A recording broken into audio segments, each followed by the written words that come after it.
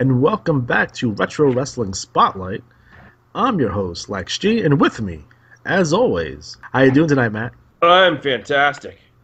As always. So on this episode, we're going to talk about the World Wrestling Federation. We're going to give you our thoughts and opinions of the good, the bad, and the ugly of the WWF. So Matt, my question, when did you start watching the WWF? I would say it was right around WrestleMania time. It was just when Piper was first getting big, and I was a huge Orndorff fan, so when he went over there, I was like, yeah. But I never liked Hogan, so... Ever? Ever. I always hated him. It's funny to see the concept of how they started their national expansion. Essentially, they took away their entire main event scene, upper mid-carders, and kind of cast it to the wayside a little bit, dropped everyone down the card, and brought in all brand new upper mid-card and main event wrestlers. Something that we have not seen before and probably since. Anything in that degree. So you bring in a new top guy in Hulk Hogan, a top heel in Roddy Piper, and then the fellow at your card, you brought in your John Studs, your Paul Orndorff, Bob Orton, Greg Valentine. And I don't think we've seen anything like that since. And it's funny because as soon as they brought in Hogan, they went right into Minneapolis and started running Minneapolis like a motherfucker. Yep. They started feuding with George Animal Steel, with Mr. Fuji, and right into the Met Center they went. So, very interesting time for the WWF in late 83, early 84. Again, prior to that, you had Bob Backlund as your world champion. Yep. And reviews are mixed on Bob and the job he did as world champion. A lot of people said he was very vanilla, very howdy-doody-ish. A lot of people said that he killed business for the WWF and they had to do things to supplement the card for him, like they had to keep Bruno around so that the big Bruno Zbyszko feud, and other than a couple of feuds with like Jimmy Snuka, early feuds with Greg Valentine like in 1981, 82. Yeah, I don't really remember any kind of super big angles that Bob Backlund was involved in. Every once in a while he'll wrestle Harley Race, for the Super Bowl wrestling and end up being a draw, which is ridiculous. But the funny thing about Backlund is that Vince wanted to turn him heel after he lost the belt. Yeah, after he lost the belt, they wanted to turn him heel. He refused and left, which is funny because when he comes back in 1993, they had him in his baby days for a while, then they turned him heel. The chicken wing incident. Yeah, 10 years later, so... That probably really kind of hurt Bob for a while. But you hear about especially in WWF, especially with Billy Graham and Bob Backlund, the post-champion depression that these guys went into. They didn't want to be dropped down the card. And they were champion or at least Bob was champion for a very long time. Superstar was champion for a long time for the heel. Heels don't usually hold the belt up there for very long. Although I think they did drop the boat on not turning Superstar Billy Graham babyface because his reactions were phenomenal. And maybe they should have turned him afterwards, but they ended up letting him go. Then his drug problems and what have you kind of took hold of him, and then he went crazy and became a karate man for a while. Oh God! But kind of never regained that top spot. Even when they brought him back in 1988, he still they started. It was actually 1987. When they brought him back in '87, he wasn't the same Billy Graham. Then he ended up getting hurt and what have you, and started managing Don Morocco and doing color commentating. But yeah, I remember that. Yeah. I will say though, Billy Graham, my favorite memories is watching him on Superstars or one of those shows, and he threw his bandana in the crowd, and during the whole scrub match, there's a brawl going on in the stands over his bandana. Yes. That's a fantastic moment. It's like, oh my God. Now, looking in the early days of their national expansion, obviously Hulk Hogan's on top of the belt, and he's feuding with... 84 is a rough year, if you go back and watch those shows, because Hogan's not really doing a whole lot. Again, they're doing their national expansion, which, again, he wasn't really selling out a lot of places at first, but because they're expanding nationally. He's doing well in some markets, especially the ones that know him. Like Minneapolis, they knew him, and a couple other places that they knew him. But when he goes in the heart of some of these other territories, like kind of you're going into Mid-South, not really doing well. The kind of the NWA strongholds are still kind of holding out in terms of their attendance. But you can make an argument, and I'm making the argument right now, that Hogan wasn't the top babyface in '84. The top babyface in '84 was Slaughter. And if you go back and watch All-American or Championship Wrestling, this is pre-Superstars days, all the focus tends to be on Slaughter and his feud with the Iron Sheik. Yeah, I can see that. Obviously, the third babyface or second babyface, depending on where you want to rank him, you have Jimmy Snuka in there too, feuding with Piper. And then when he gets popped for his transgressions, they move Piper over to like the Tonga Kid, Stevie Aoki, and that kind of shit. It wasn't until Hogan got in the feud with Dr. D. David Schultz, he kind of really took off, at least in my eyes. Clearly, John Studd wasn't cutting it. Nikolai Volkovs weren't cutting it. George Animal Steels weren't cutting it at the time. But it was Dr. D, who deserves a lot of credit for really getting Hogan over, at least in my eyes, in kind of the second part of '84, as they were going into the big push towards WrestleMania. And I think Piper deserves a hell of a lot of credit, too, because, yes, Hogan is the top babyface, but fucking Piper steals the show on a lot of these programs. With the coconut incident and the Piper's Pit, the one where Andre really stands out, or he doesn't really back down to Andre. Those are amazing. But as we go into WrestleMania 1, it's clearly now, Slaughter's gone. He don't want to give him that G.I. Joe money. Vince wanted his G.I. Joe money because he was on the cartoon and the action figure. And Slaughter was like, no, fuck off. You're not getting my G.I. Joe money. So he ends up leaving, and now it's all Hogan at this point. And they do something curious. Something they've done before a couple of times, but not to the extent. When they brought in the Cyndi Laupers and they brought in the Mr. T's, and they're cutting the interviews with Danny DeVito and Andy Warhol from from Madison Square Garden, and they do the whole rock and wrestling thing, and it's like, wow, mainstream, definitely ingrained in pop culture, and it was late '84, early '85 when that really kind of took hold there. And then pairing Piper with Paul Orndorff and Bob Orton and that crew, and they're leading up to the big matchup at WrestleMania that was preceded by the War to Settle the Score, which is an amazing show. If you guys have not seen that show in its entirety, because there's two tapes out there. There's one that just has the main event, MTV, blah, blah, blah, and there's just the MSG House show with that as the main event, which is the same show, sans the MTV kind of connection there. Yeah. And like you see strange things like a Tony Inoki like on the show and all kinds of bizarre stuff. But it's fantastic. And leading into WrestleMania 1, which is a huge gamble. People and that's been debated over the years, how big of a gamble WrestleMania 1 was. But it was a gamble because at that point, you understand, expanding nationally at that point would have cost them so much money. And at this point, they haven't really gotten their foot in terms of merchandise sales. Yeah, although they're doing well. They do well the following year, but to book these towns and these big arenas throughout the country, flying these guys everywhere, Vince had to lay out a ton of cash to get that done. If WrestleMania didn't take off the way it did, you probably would have been out of business. So, going in those early years, it was rough. You're paying the high-priced talent, right, expanding nationally. You're paying to get on a lot of these syndicated TV, local TV channels, networks, and he's going for it all the way. Now, to go back a little bit, Vince did purchase, and I use quotation marks for purchase, the WWF from his father, although he didn't really buy it. Now, what I mean by that, he was going to pay off his dad from the profits of the wrestling company, which is weird. I don't know how much money he actually gave his father. And hell, his dad passed away anyway, so he probably inherited all that money back anyway, whatever money he did give him. So right. You can make the argument that Vince inherited the company from his father, not kind of bought it out. Now, what he did had to do, because Vince Sr. was the principal owner and had the majority shareholders, but there were other guys that owned pieces of the company. And you go to each of these guys, like Gorilla Monsoon and some of these other kind of local promoters, and buy them out to gain full control of the company, which he had to do, which he had to lay out a ton of money for. So it goes back, if WrestleMania 1 didn't hit, if he didn't jump on Saturday Night's main events, it's a good possibility he would have went out of business, and that's kind of where the merchandising sales kind of kept those guys afloat for a while. You've seen the T-shirts and the dolls and the posters and the 1984 WWF calendar, which is fantastic. I wish I had one of those. Yeah. Just completely ridiculous. Kind of really kept them afloat for a while until they really got their footing, probably starting '86. By the time I started watching in '87, I started watching right before WrestleMania 3. I went to my first event, I believe, in February of that year. They were clearly in command. They were clearly the number one wrestling promotion in the world, clearly making a ton of money.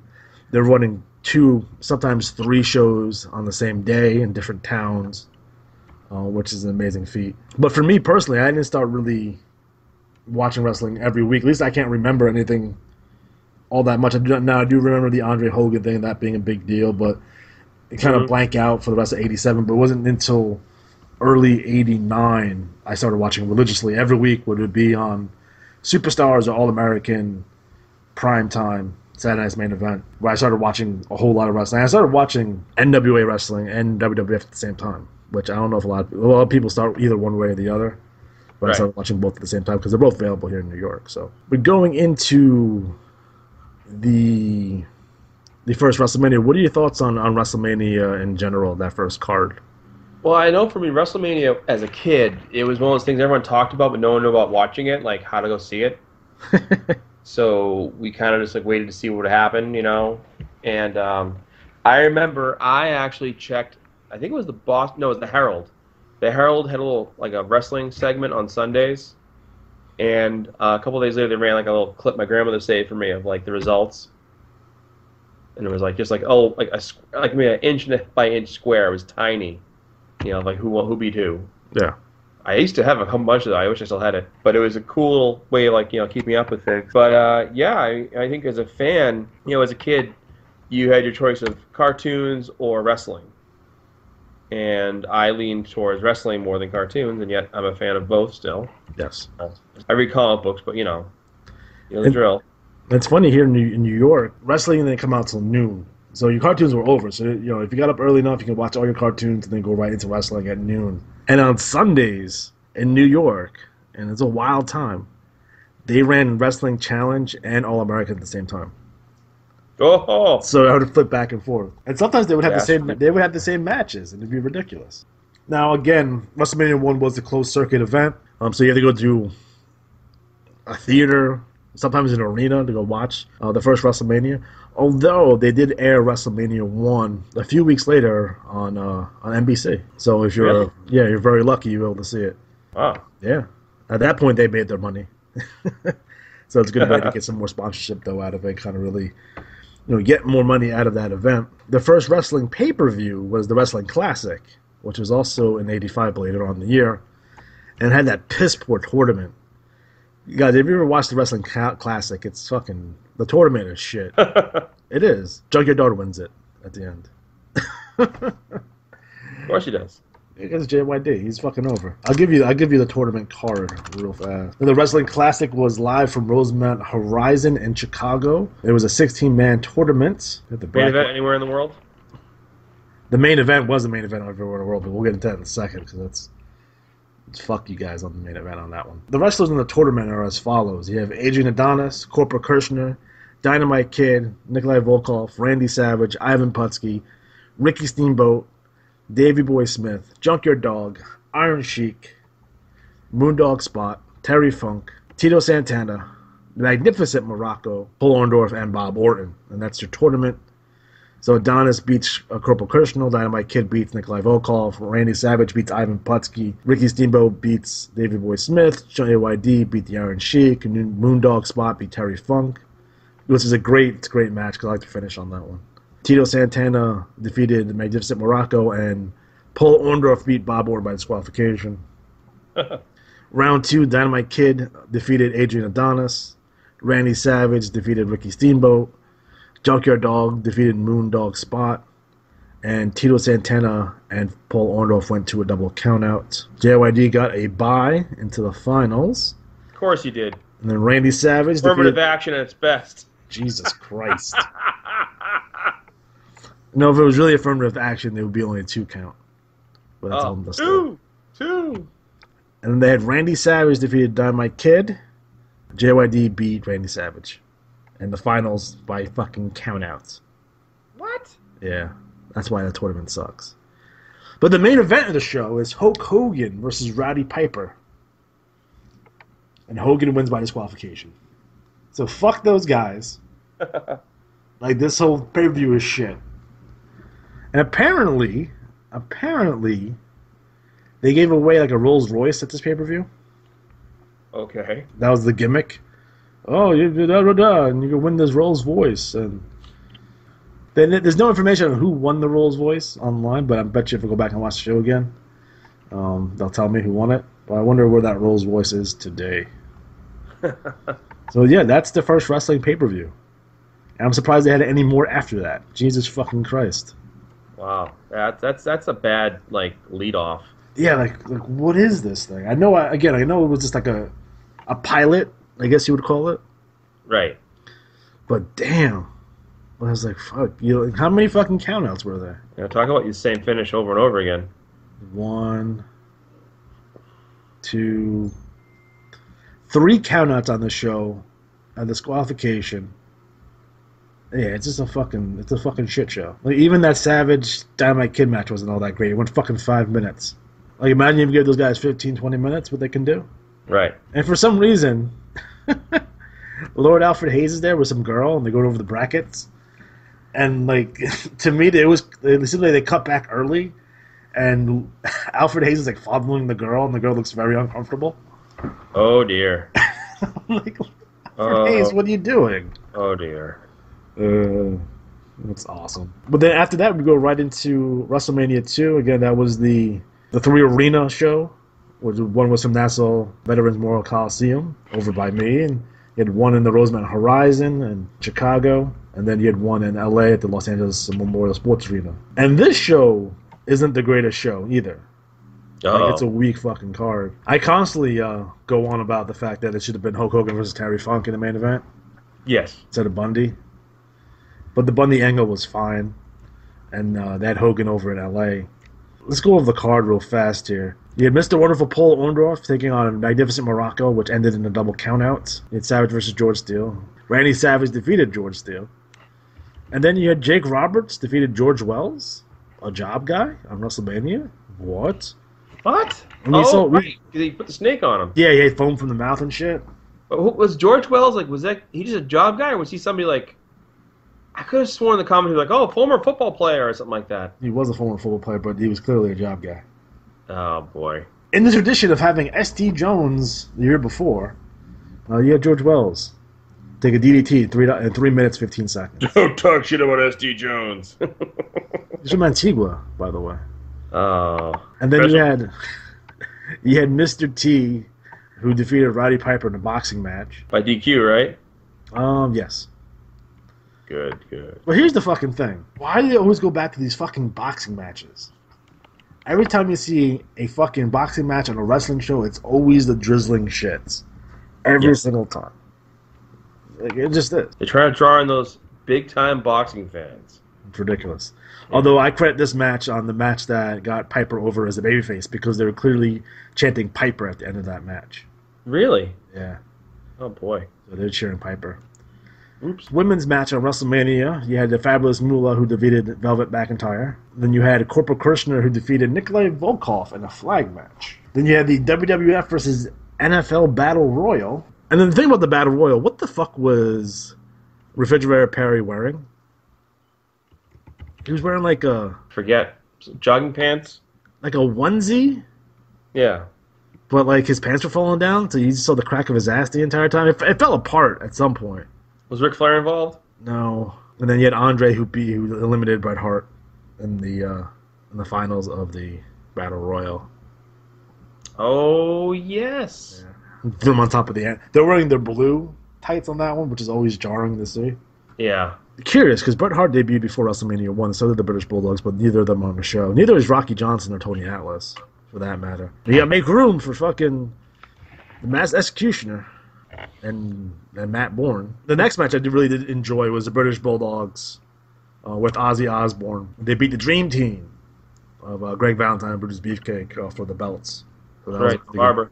Yeah. And then we had Ricky Steamboat, who defeated Hercules Hernandez. In the shittiest match of the night, we had Adrian Adonis defeated Uncle Elmer. Adrian Adonis. Did he beat him because he hit him with a megaphone? I don't remember. LA gets kind of fuzzy for me every time I watch. I think back of WrestleMania. You did have Terry Funk and Hoss Funk, Dory Funk Jr., former NWA champion. Actually, they're both former NWA world champions. Defeated the Junkyard Dog and Tito Santana. So there you go. Or JYD. Yeah. His push, right? He had a fast ascension in the WWF, and then his descension in the WWF clearly goes down. Like, by WrestleMania 3, he's clearly a lower mid-carder. Yeah. And then in the main event, you had Hulk Hogan defeated King Kong Bundy. You had Robert Conrad as the special guest referee on that one. Really? Yeah. Robert Conrad? Yeah. How was he plugging? I don't know, but was he even popular in 1986? No idea. Fuck no, he wasn't. Like, he was in the Wild Wild West, right? He was in that TV show. That fucking ended in the fucking 60s. Yeah. And he got replaced by Will Smith. That's a whole other story. That movie was shitty, too. Yeah. Still alive, 82 years old. Bless his heart. But the most notable thing about WrestleMania 2 is the celebrity involvement, because they have a fucking shitload. Probably the most of any WrestleMania. So it starts off with Ray Charles singing America the Beautiful. We had Cab Calloway, Daryl Dawkins, G. Gordon Liddy, Joan Rivers, Joe Frazier, Lou Duva, who just recently passed away, Mr. T, Herb, and we'll get into Herb in a second, Susan St. James, Dick Butkus, Ed Jones, Ozzy Osbourne, Bill Fralick, Ernie Holmes, Clara Peller, the Where's the Beef lady. Oh, you damn right she was. Harvey Morton, Jim Covert, Russ Francis, and we'll talk about Russ Francis in a minute, William Perry, Kathy Lee Crosby, who played Wonder Woman for a hot second, by the way. And we had Ricky Schroeder, Robert Conrad, Tommy Lasorda, and Elvira. Elvira. How many of these people were over in 1986? Let's see. Well, it's kind of like, those Bondo World of Wheels. They'd be like, featuring star of General Hospital and Scott Baio. They'd always be like these really D-list celebrities. It's like a bad episode of the fucking Love Boat of Fantasy Island. Right. Like, there'd be guys who were just kind of floating around. They're former great. Like, I can see, like, Daryl Dawkins, big-time basketball player, right? Okay. Joan Rivers, obviously, right? She's a big deal. Joe Frazier, Lou Duva, okay. You're doing the boxing match thing. I can live with that. Ray Charles, obviously, one of the greatest singers of all time. Herb?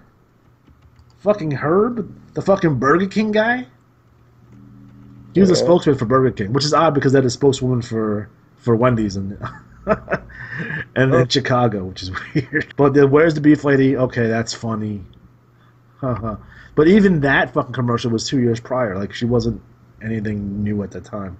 The football players are the football players, obviously, and that's fine. Right. Ozzy Osbourne's cool as shit, right? Ricky Schroeder, okay, Silver Spoons is probably out at this time. That's probably a big deal. Robert Conrad, like, who gives a shit? Tommy Lasorda, obviously, he's the the manager of the L.A. Dodgers. Yeah. And then Elvira, Mistress of the Dark.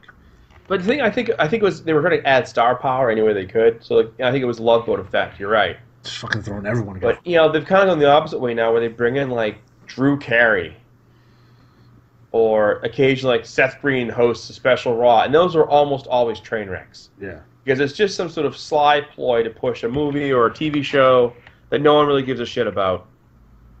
And I always feel like if you wanted to get people involved, why don't you do the exact opposite? Take one of the wrestlers, put them on the show as a guest star. Like, hey, WWE, if you're listening, steal my idea. Make a deal with Sci-Fi Channel and funnel WWE superstars on a break to do those sci-fi movies. Like, remember Rob Van Dam did a shark one? Yeah. Like you could just have that. Then when you have these crossovers, they make more sense. You have the wrestlers into another lexicon of sci-fi B-campy movies. Just saying, it's better than the alternative, which is like garbage time. Sorry, bitter. I'm better now. So in the football battle royal, you had Russ Francis in there. Russ Francis is notable for being the son of a wrestling promoter named Ed Francis. He actually competed in the NWA Hawaii promotion and won a tag team championship with his older brother. So there's a wrestling connection there. Although Bill Fralick, by the way, should have been a wrestler. He's awesome. He had a promo with John Studd, and he called him John Dud, which is hilarious. But I can see him like, fuck you. You should have been a wrestler. So you would have been pretty good. Oh, bless his heart. It's like the Boz. Remember Brian Bosworth was a big deal for like 30 seconds? Oh, my God. And then Bo Jackson ruined his career. But the Boz should have been a wrestler. He'd been awesome. You should have done that, for sure. Yeah, absolutely. So, WrestleMania 2, and at that point, we're into our pay-per-view kind of era, and then we going in '85, the year before, we started out with the Saturday Night's main events. And the Saturday Night main event was a big deal because it was the first time since the 50s that professional wrestling was on network, nationwide television. Wow. Yeah. So that was a huge deal. Again, it would come on 4 times a year, like once a quarter, and it would replace Saturday Night Live when they went on hiatus. A lot of people probably started liking wrestling because they would see what's going on in SNL, and like, oh, they got wrestling on tonight. I'm just gonna sit and watch the wrestling since I'm already up. Right. And one of the interesting things that they did with Saturday's main event was they put their main event on first. So they tape it like when they do taping, it's like normal style. Your main event goes on last, but when they air it, put the main event on first. And what they figured is that it's late, and people may not stay up for the main event, so we want to make sure that we get our main event out of the way first, and then we'll give them a pretty good semi-main at the end of the show, but we'll definitely have our main event on first. For the most part. Now, there's always crazy stuff and shenanigans that goes on. But when they had that Friday night primetime special, which then, pretty once a year or so, as the main event, this was on Friday, primetime slot. And the Hogan-Andre rematch on February 5th, 1988, drew a 15.2, which is still the highest rated television show in American professional wrestling history. Wow. Yeah. So that's 33 million viewers watched that. And you would think that would translate to a high buy rate for WrestleMania 4, but it didn't. Did not. Actually, the highest buy rate for pay-per-view at the time was WrestleMania 5 in 1989. But what are your memories of that Hogan-Andre match? That's the one with the fake referees. Yes, I remember that. That was a fake referee one? Yeah. Okay, yeah, because Hogan, he threw the ref on the floor. I thought he killed poor fucking Dave Hebner on that one. Yeah. So for those of you who are not so inclined, big deal, rematch WrestleMania 3. Essentially, Andre's been getting the best of Hogan since WrestleMania 3. He won his match at Survivor Series. Andre's team won. And they're going, towards this big matchup at the main event, primetime special, network television. And the finish has Andre beating Hogan. Hogan clearly kicked out, but the referee counts 3 anyway. So Hogan's upset. Andre and DiBiase are in the ring. Andre forfeits the belt to DiBiase. Ted DiBiase is the new world champion. Yada, yada, yada. And then the second referee, the twin referee, comes in. And this is Dave and Earl Hebner. And then the referees get into it. Hogan figured out which one was the fake one. He press slams them over his head, throws them out to Ted DiBiase, Andre, and Virgil. Kind of overshoots them, and fucking poor Dave Hebner gets killed on it. And then you lead into your WrestleMania 4, which is the tournament. Although it was strange because there's a lot of back and forth. Well, Honky Tonk Man didn't want to drop the IC belt to Macho, so they gave Macho the world belt at WrestleMania, but I don't know how true that actually is. That's what Honky says, and that's what Savage, I believe, said at the time as well. Wow. But they put the belt on DiBiase, and if you're very fortunate to see the Boston Gardens house show in between that, they announced Ted DiBiase as the world champion. He comes out with the belt. Again, maybe they changed their mind on that and then went with the tournament. I don't know if they're going to have Hogan versus Ted DiBiase for the belt and have Ted DiBiase win, because Hogan was leaving to film the greatest movie of all time, No Holds Barred. Oh. I know it's your favorite movie. What's that smell? Dookie. Oh, good times. That was gross. What do you think about that? Yeah, Hogan's poop fetish. He did have a poop fetish. He did. It's weird and it's gross. Oh man. So what are your thoughts? Because again, they go right into the tournament for WrestleMania 4. What are your thoughts about a tournament as the kind of main focus of WrestleMania? I think it was good, but I look back and I'm thinking, was it Steamboat versus Butch Reed? Like, what were the matchups?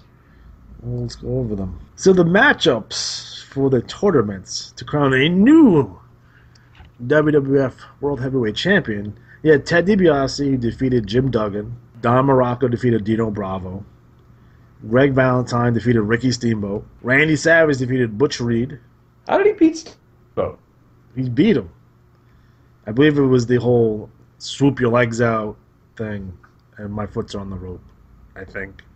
One Man Gang, who defeated Bam Bam Bigelow. Jeez. And then Rick Rude beat Jake Roberts. And a time limit draw. Now, thinking back, you would think, oh, this is the Rick Rude feud. Their feud this is their first, their feud had just gotten started. So this is right before, Cheryl Roberts and all that shit.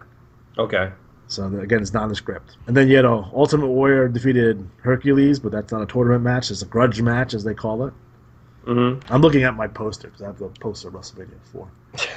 I have a framed poster of WrestleMania 4 in my living room, because I'm a weirdo. Every household should have at least one WrestleMania poster. Well, if you go into my house, I have my fireplace, and normally people will have a picture of their family above the fireplace, a nice artwork picture of their family. I have the poster for the Royal Rumble 1991 above my fireplace. Is that the cartoon one? Yes, it is.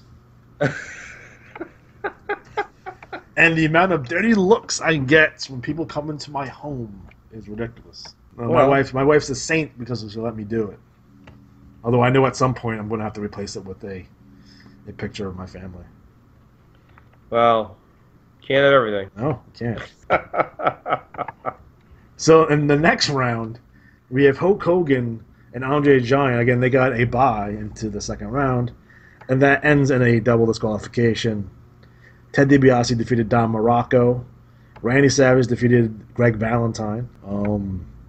Next up, we had a Intercontinental Championship match with Brutus Beefcake beat the Honky Tonk Man by disqualification. We had a 6-man tag team match with the Islanders of Haku and Tama, and Bobby Heenan defeated the British Bulldogs and Coco Beware. I believe Bobby Heenan pinned Coco Beware on that one. Oh no, Coco, no. Well, that's the one where when Bobby had the dog catcher suit on, they had recently kidnapped Matilda, the dog, and probably did terrible things to her. And they finally gave her back, so Matilda was going to bite Bobby Heenan, so he wore a dog catcher uniform. But yeah, I love Bobby Heenan. Bobby Heenan was the best. He is. Even if you watch now, you will clips, he's so many good quips just in there, and then you think they have guys like, wow, vintage move. I mean, I know they're getting piped in. Man, after a certain while, they'll be like, no, shut up. I'm going to call my own stuff here. Fire my ass and let me go to TNA and be great. Make Impact great again, apparently. I mean, not again, first time. I mean, it's been a long time. They were good for about 6 months and then 2006, but that's all another story. Hey, we'll talk about more TNA when we do the spotlight on TNA. Next up, we had Randy Savage, who defeated the One Man Gang by disqualification. You had Axe and Smash with Mr. Fuji defeated Strikeforce to win the WWF Tag Team Championship, and then in your main event, you had Randy Savage defeating Ted DiBiase to win the WWF Championship. A lot of people shit on this show, and if you go back and watch it on the WWE Network, you understand why. The tournament matches, again, they're tournaments in general at a big show is tough because a lot of these matches are cold. A lot of guys who are not feuding with each other, the matches are very quick. For example, there's some matches, a lot of these matches are under 5 minutes. So they're very, very, very quick. There's 16 total matches on this show. And that includes the Battle Royal that Bad News Brown won when he eliminated Bret Hart. Yeah, Ken Patera's in there. It's weird. Random Ken Patera. No, because you have Sam Houston, Sika, Jim Neidhart, Beef Brian Blair, Where's the Beef Indeed, Raymond Rougeau, Jim Brunzell, George Steele, Ron Bass, Hillbilly Jim, Danny Davis, Jim Powers, Nikolai Volkov, Ken Patera, Boris Zukov, Jacques Rougeau, Harley Race, Paul Roma, Junkyard Dog, Bret Hart, and Bad News Brown makes up your Battle Royal. What the fuck was Sika there? He's like 100 years old at that point. Sika? Oh, man. But yeah, this was held at the Trump Plaza and Casino. And wonderful, beautiful Atlantic City, New Jersey. He is one of these celebrities that make an appearance at that show. Mm. I think it was the next year, WrestleMania 5, where when Jesse says, like, yeah, Donald Trump flew in like 12 of the richest dudes. He gave them all front row seats to WrestleMania. And to see Ted DiBiase. And then Gorilla goes like, see Ted DiBiase do what? And Jesse's like, wrestle. What do you think? Jesse is the best colored man in the history of professional wrestling. I think he's better than Bobby. Just because he made more sense to me. And he would put over babyfaces every once in a while. Like Steamboat, Santana. And every time that he would just call out hypocrisy, he wasn't really cheerleading the heel all that much, probably for the exception of Macho. And he wasn't really burying baby faces other than Hogan and Warrior. But you know, Jesse always had his favorites. Like he loved Ricky Steamboat, Jimmy Snuka, Rick Rude. Like those guys were the guys that he really put over well. So if we go into, so in between there, they had the SummerSlam 88 live from Madison Square Garden, and we're right in the middle of the Mega Powers. The Mega Powers have come together, and they're defeating the evils of the $1 Million Man and Andre the Giant. They're doing their thing again. I'll go back and say it right now today. That Mega Powers angle was the greatest angle in the history of wrestling and still holds up to this day. A year in the making, and when they finally pulled the trigger on it, it was fantastic. And you see all like, it's so well done, and you see like maybe just a glance, and you see Macho getting more and more jealous, and kind of Macho losing control a little bit. And then when they finally fucking turned him, it was fucking fantastic. Go back and watch that episode of the Saturday Night Main Events. It has Hogan and Savage taking on the Twin Towers of Akeem and Big Boss Man. And in the middle of the match, I believe it was Akeem, throws out Randy Savage and lands right on top of Elizabeth, and that's a fucking nasty fucking looking spot. Looks like Elizabeth got killed on that one. She did. She was, watch that again. It's fucking ridiculous. And then, you know, Macho gets back in the ring, and Hogan, being Hogan, takes Elizabeth back to the back, and Macho gets beat on for a little bit. Hogan comes back, Macho gets pissed, slaps him in the face, leaves to go in the back, and then Hogan proceeds to beat the Twin Towers by himself. Of course he does. Yeah, he's Hogan. So they go back in the back, and then Macho beats up Hogan in the back, and then we're set up for WrestleMania 5. And that was once again at the Atlantic City Convention Hall, Trump Plaza. I think overall, that feud is probably the greatest feud of all time. I don't think anything's ever come close to that in terms of... Because you had people on both sides. You had people who were saying, Hogan, he's such a fucking jackass. You know, he's the heel in this one. And you had, your Hogan fans like, oh, Macho, couldn't carry the ball, brother. Mm-hmm. That matchup. And I think that match at WrestleMania 5 was one of the best matches of all time. I know a lot of people say whatever the fuck, and that's not a 5-star match or whatever. I'm like, watch that fucking match again and tell me that's not a good fucking match. Yeah. It's fantastic. They did such a good job with that. And so at this point, this is when I'm all in watching wrestling. I was very excited that Hogan won the belt back from Savage. And I'm watching so much wrestling at this point, it's probably disgusting. So for me, personally, we would have Saturday morning would be NWA Worldwide, and that was on syndicated. That was on my local TV. Yeah. At noon, we would have Superstars. After Superstars, then we had WCW Saturday Night 6:05, baby. And then if you're lucky that night, you had your Saturday Night's Main Event. Then the next morning, we would have WCW NWA Pro, and that would be in the morning.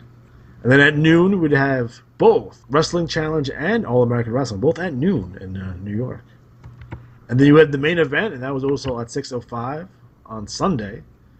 And in some cases, you would either have the Clash of the Champions or a pay-per-view on Sunday. And then on Tuesday, you would have Primetime Wrestling, if you were fortunate enough to catch AWA wrestling about like 4 o'clock in the afternoon on ESPN, and that was Monday through Friday.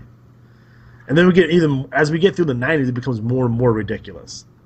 So we get shows like Shotgun Saturday Night, WCW starts adding shows.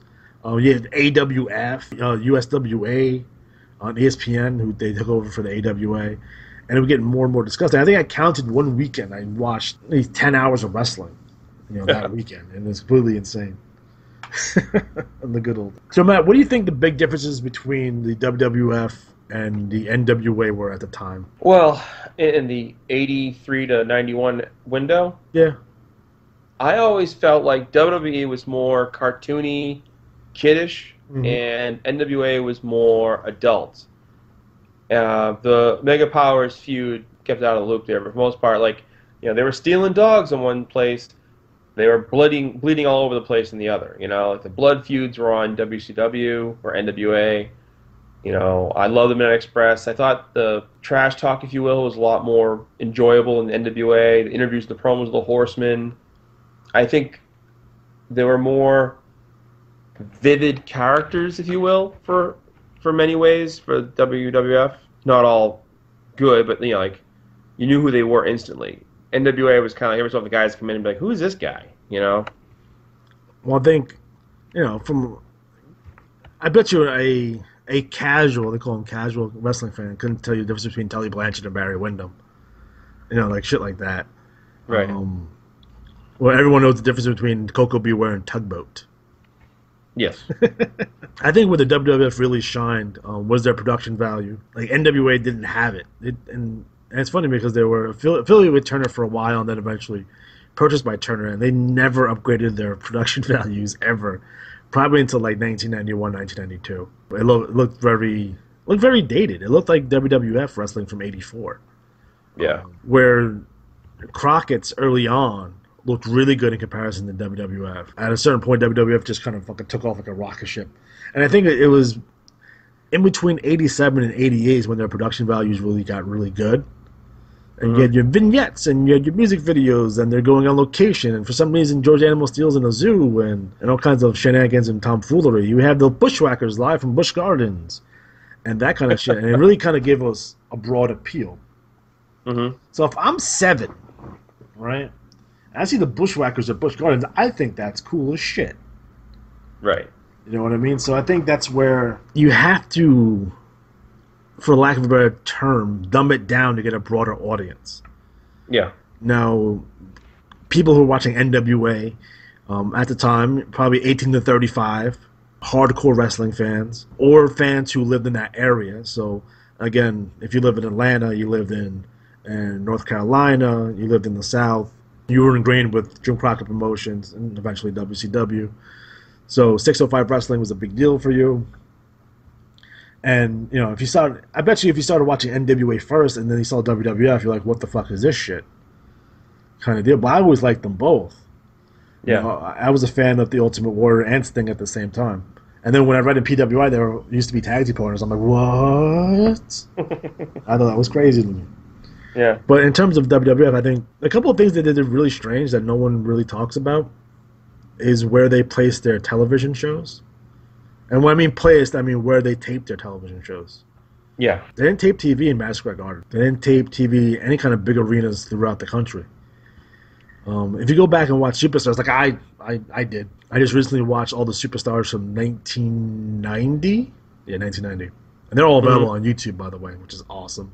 Their television shows take place at the strangest places, like WWF Wrestling from Bakersfield, California, from Westchester, New York, Louisville, Kentucky. Like, not places that are considered big metropolitan areas. They're really kind of small town, places, small town. Hershey, Pennsylvania, really kind of small town. And I think that may have been on purpose because it makes it seem like the WWF was more accessible to you because their television shows, although their pay-per-views are from big cities, their television shows were from any town USA, essentially. Right.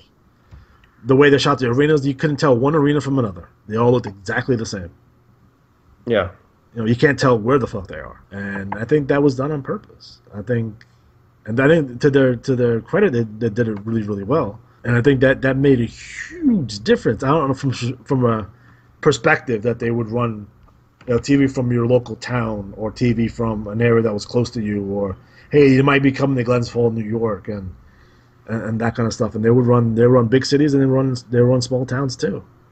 Yeah. I mean, people forget like in 83 and 84, they're still running high school gym. Like they wouldn't get into big arenas until late 84, early 85.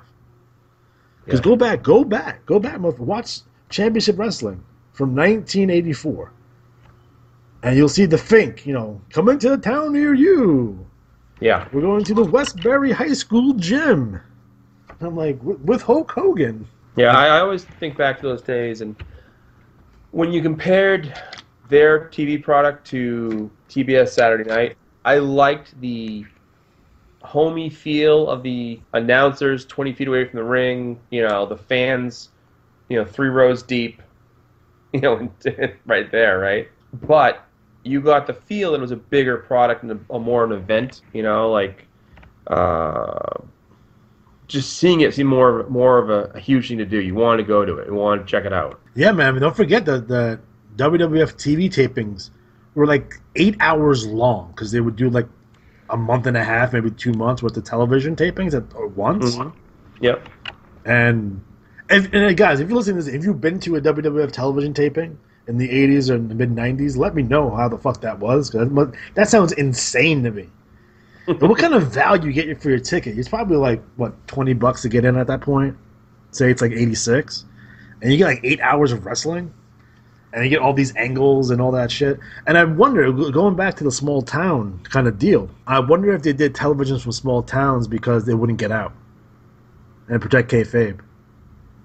Because obviously, if you do a television taping from New York City, a lot more people may see it, a lot more people may write about it, may talk about it, and they would have the results for the next month of TV. I wonder if that was a concern. That's why they decided to do it in the smaller towns. Not always smaller towns, but the majority of if you go back and watch the television for that year, for those years, it was definitely concentrated, I felt, in smaller areas throughout the country. Now, in comparing it to what we had at the time, I think WWF was clearly number one, where the NWA, at certain times, being closer number two than other times, but clearly Jim Crockett Promotions, like 85, 86, 87 was, they're riding at their peak, but I don't think they were anywhere close to WWF in terms of business, but they're definitely riding on peak. And then you had AWA, Memphis, World Class still around at the time, Continental, if you consider that wrestling promotion. Some people don't. I did. Stampede, for our Canadian friends up there. And I think what came down to was production value. Going back and watching these is like,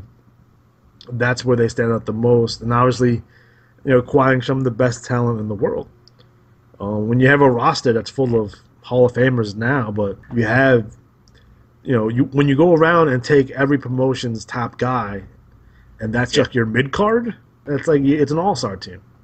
Right. It's the 1998 Yankees all over again. It's ridiculous. Clearly, you had Hogan on top with Piper, Orndorff, David Schultz, Ricky Steamboat, Randy Savage, the British Bulldogs, Bret Hart, and the roster's JYD.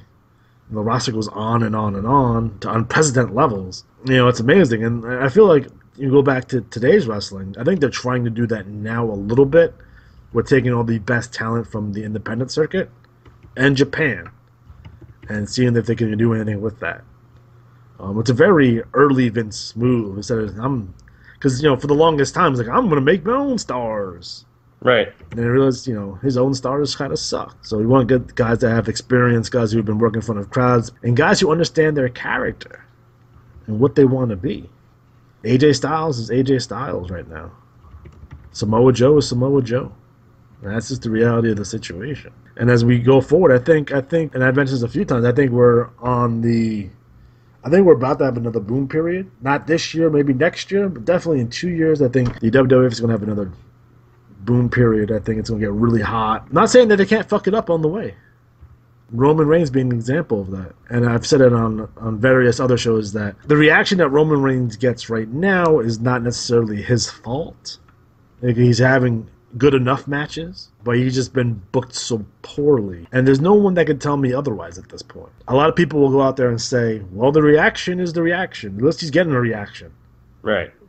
Okay, motherfucker. If you're going to say that dumb shit, so if you do a race baiting angle where Virgil gets beat up by a guy in a Ku Klux Klan outfit, and they cheer the guy in a Ku Klux Klan outfit, that's the wrong type of reaction. Right. There's no two ways about that. Yeah. And right now, Roman Reigns is not getting the appropriate reaction. It's not even really all that mixed. Well, did you see this past? I just read the results, but just the last Raw where he came out with Taker. No, because I had the fucking Hershey squirts. Okay, well, you don't have a mobile device. So, anyways, Wait. Do you play with your phone when you're taking a crap? Who doesn't? Aren't you afraid of crap particles getting on your phone? Well, I have good aim. Not when it feels like I'm peeing out my ass. I don't. Well, outside of explosive diarrhea, Jesus. it's more, you got to focus on that. But I didn't watch it on my mobile device. But anyways, my point being that he had the whole, this is my yard, because Taker came out and was like, it's my yard. Well, Taker choke slams him. Fans cheer. Like, you're going to put him against pretty much like Grandpa Jones, the most popular, beloved old-time wrestler now. And unless you want him to become the biggest heel ever, or, maybe that's the plan. I don't know. Maybe they've got a finger crossed behind their back. I don't know. I think people will see that coming, and I think people will fucking shit on that too at this point. They should have done it 6 months ago. They should have done it a year ago. It's like Cena. At a certain point, you can't turn him heel anymore. There's nowhere for him to go as a heel. There's no way. Either you take him off TV, shave his head, or whatever the fuck. There's nowhere for him to go. Because what he's going to do, he's going to fight who? He turned Roman Reigns heel. Who's he fight? Not Kevin Owens. Children. You can fight some children. Not going to be Kevin Owens. Chris Jericho. You put him in a program with Chris Jericho? What are you doing? Cena's on the other show, so you can't do that. We do Seth Rollins when he comes back. Sure. Yeah, fuck off. But getting back to the early part of the WWF history, I think people tend to forget how ingrained they were in pop culture, and people will say, "Oh, the Attitude Era was their most successful era." I'm like, no, it fucking wasn't. It was definitely 83 to 93 would be the time frame where they were the most explosive. Most relevant in terms of pop culture. I think people remember, the Attitude Era fondly because nostalgia kind of kicks in for them a little bit. I think, although the Attitude Era was very good, but it is overrated, I consider it. But that era, that Golden Age era, they call it the Golden Age for a reason, and it's the stuff that took wrestling out of smoky National Guard armories and put it in big arenas and turned up the lights and innovated in terms of pay-per-view and all that kind of good shit. And they made a lot of fucking money. Yeah. And remember, guys, when you're looking at dollar amounts, if you're going to be that guy who looks at dollar amounts in terms of merchandise sales, money they made off of pay-per-views, make sure you adjust for inflation because money has changed. So just keep that in mind. So that's one of the things I want you guys to look at if you're going to look into those things. Yeah, clearly they're doing bigger arenas now. They're doing all these stadium shows. Don't forget that the bigger the arena, the more it costs to put people in there. You know what I mean? But now it seems like these stadiums are bidding now, so maybe they're getting a discounted rate. As we talk about on the next NWA 1983 project, where I'm going to yell and scream at a bunch of people, we're getting into the business side of professional wrestling on our next episode of the NWA project, coming out shortly. So Matt, any final thoughts on the World Wrestling Federation? Kind of it's in its early infancies, and again, we're going to do it's going to be a multi-part episode, I guess you would call it. We'll talk about the WWF, going into the new generation. We'll talk Attitude Era, modern stuff. As we get through the process here on Retro Wrestling Spotlight. But we want to kind of really hammer down the first 10 years of the national expansion. So, Matt, do you have any final thoughts for us? I would just say that I think it was a really magical time for a lot of us. But it was a combination of your youth and, again, the contrasting style of the bloody NWA versus the super gloss, slick, kid-friendly. And I think it was good for the business, obviously. But I also think it was a perfect time. The cable expansion, it just worked out right. Yeah, I mean, national expansion, celebrities, pop culture. Fucking Hulk Hogan was on the cover of Sports Illustrated. MTV, that kind of shit made it a really, really fantastic time to be a wrestling fan. And I don't like when people kind of discredit that era or even discredit Hogan to a slight degree because, if it wasn't for Hogan, I'm not sure all this would be possible because there's no one I could think of that could have replaced him at that point. Which makes an interesting question that I wondered to myself. How come in the heights of Hulkamania did Hulk Hogan not hold up Vince McMahon for a piece of the WWF? Now, in the past, and what I mean by piece, I mean part ownership. In the past, wrestling promotions' biggest stars historically have held up promoters for a piece of the pie, a piece of the promotion. Just look at Jerry Lawler, for example. That's how he became part owner in Memphis. Because there's a point in time, let's say 84, 85, it's like, I'm leaving. Can I have 30% of the promotion? And I'm curious about why Hulk Hogan never thought to do that or why he didn't do that. Or did Vince McMahon just have him so brainwashed, I can replace you in 30 seconds, pal. There's 1,000 guys that want to be in your spot. Take your millions and be happy with that. Although I don't think Hogan today is crying for the money. But interesting dichotomy there. All right, guys, so we're officially out of time. This will be part 1 of a multi-part series on the WWF. But our next episode will be World Championship Wrestling. So for Matt Riley,